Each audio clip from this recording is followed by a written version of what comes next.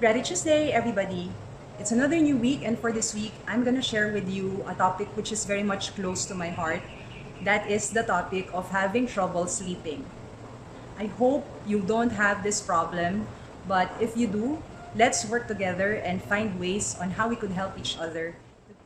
The first tip is that we have to switch off any gadget with a screen on it at least 30 to 1 hour before bedtime. So it could be your iPad, it could be your phone, it could be a TV screen. Anything that emits blue light can cause our minds to think that it's still active and that energy is still high.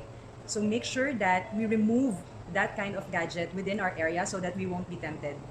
What I do is I also turn off the Wi-Fi because once the Wi-Fi is turned off, I don't need to switch on my phone, and I make it a habit to check what's happening before I sleep.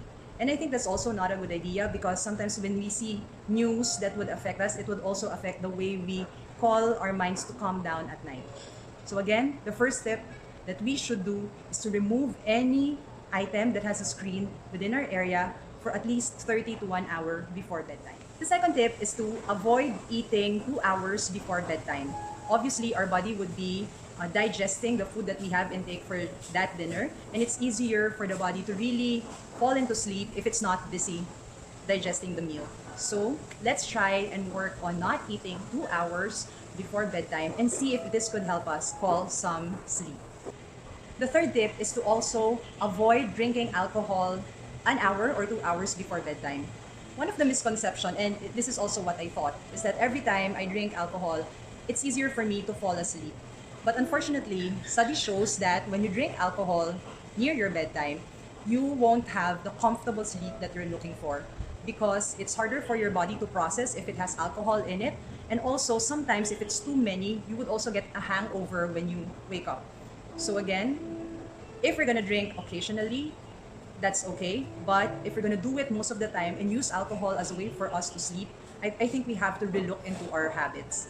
So the third tip again is to not drink alcohol 2 hours or an hour before bedtime. The last tip that I want to share with you is to also to refrain from drinking coffee.